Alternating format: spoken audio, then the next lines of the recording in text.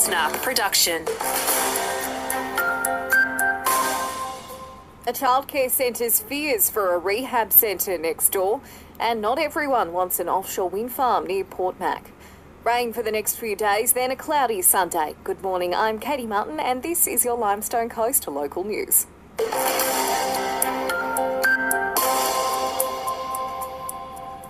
The Mount Gambier Childcare Centre is doubling down their push to stop an alcohol and drug rehab centre from being set up next door.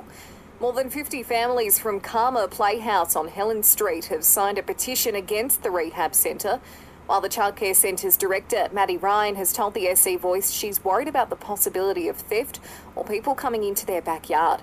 But Uniting Communities, who would operate the rehab centre, says they've been running a drug and alcohol support service in Mount Gambier for 10 years without problems. The Limestone Coast Fishermen's Co-op doesn't want to see turbines and pylons off the coast of SA. The Federal Energy Minister has spent this week talking up the Southern Ocean offshore wind farm proposed for an area between Port Mac and Warrnambool in Victoria.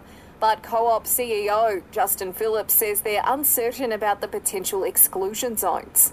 These pylons and towers would be placed where they're looking at placing them is smacking, some of the best southern zone rock lobster fishing bottom in this zone. So, this industry has been here for over 100 years. We're talking about an industry that's renewable and sustainable. It's got a capital value probably in excess of $1 billion.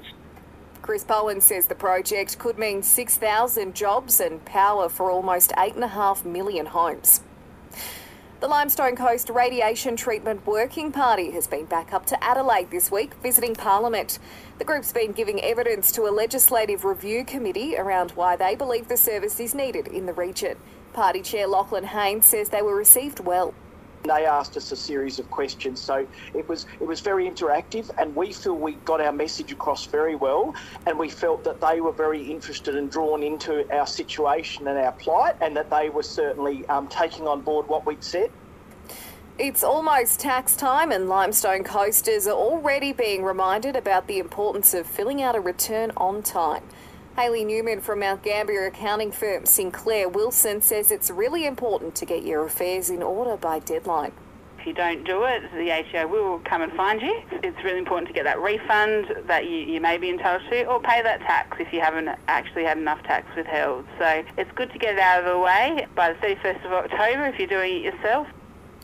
And it's no secret Limestone coasters are struggling to meet soaring electricity costs. It's no different just over the border, where a new report's outlined just how many Victorians are affected. The state's Essential Services Commissioner, Kate Simons, has revealed 67,000 people reached out for support to pay the bills in just the first 3 months of this year. There's also been a large uptick in the number of utility relief grants paid to energy customers in the last 5 months. We've seen sort of a 22% increase, so customers are reaching out for help for relief grants and concessions. After this, there is no turning back. You sip the red can, the story ends.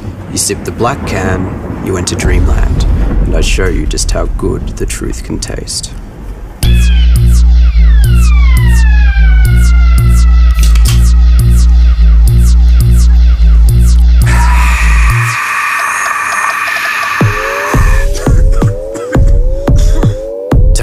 Max Taste Challenge. It'll be a tough one for Pathway against Mundalla in this weekend's K&T footy. Round 10 also brings Keith and Lucendale head-to-head. Kaibi host Narracourt, Border Districts play Bordertown, and Kingston face Penola.